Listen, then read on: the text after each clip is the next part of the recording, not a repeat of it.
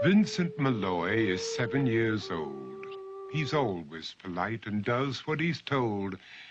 For a boy his age, he's considerate and nice. But he wants to be just like Vincent Price.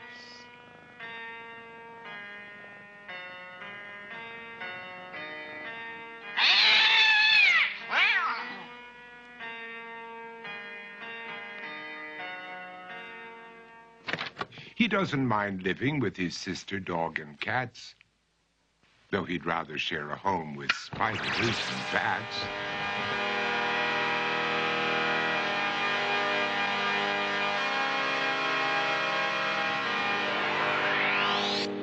There he could reflect on the horrors he's invented. And wander dark hallways alone and tormented.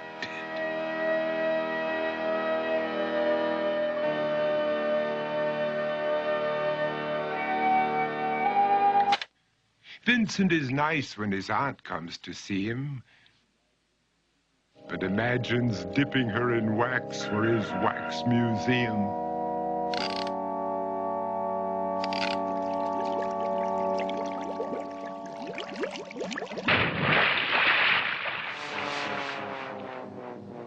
He likes to experiment on his dog, Abercrombie, in the hopes of creating a horrible zombie. So he and his horrible zombie dog could go searching for victims in the London fog.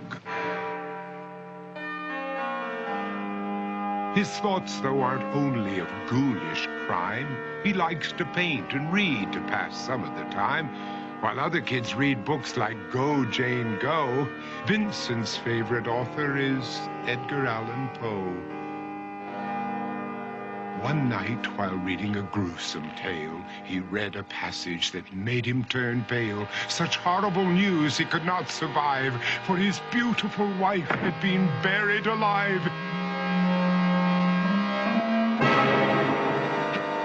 He dug out her grave to make sure she was dead, unaware that her grave was his mother's flower bed.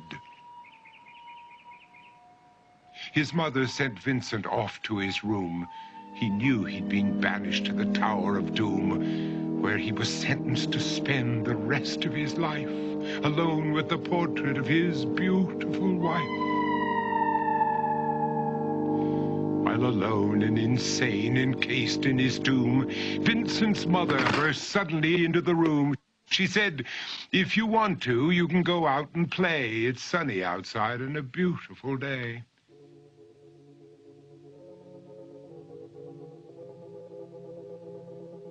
Vincent tried to talk, but he just couldn't speak. The years of isolation had made him quite weak. So he took out some paper and scrawled with a pen, "I am possessed by this house and can never leave it again." His mother said, "You're not possessed and you're not almost dead. These games that you play are all in your head. You're not Vincent Price, you're Vincent Malloy. You're not tormented or insane, you're just a young boy. You're 7 years old and you are my son. I want you to get outside and have some real fun." Her anger now spent, she walked out through the hall. And while Vincent backed slowly against the wall, the room started to sway, to shiver and creak. His horrid insanity had reached its peak. He saw Abercrombie, his zombie slave, and heard his wife call from beyond the grave. She spoke from her coffin and made ghoulish demands, while through cracking walls reached skeleton hands. Every horror in his life that had crept through his dreams swept his mad laughter to terrified screams. To escape the madness, he reached for the door, but fell limp and lifeless down on the floor. His voice was soft and very slow as he quoted The Raven from Edgar Allan Poe. And my soul from out that shadow that lies floating on the floor shall be lifted nevermore.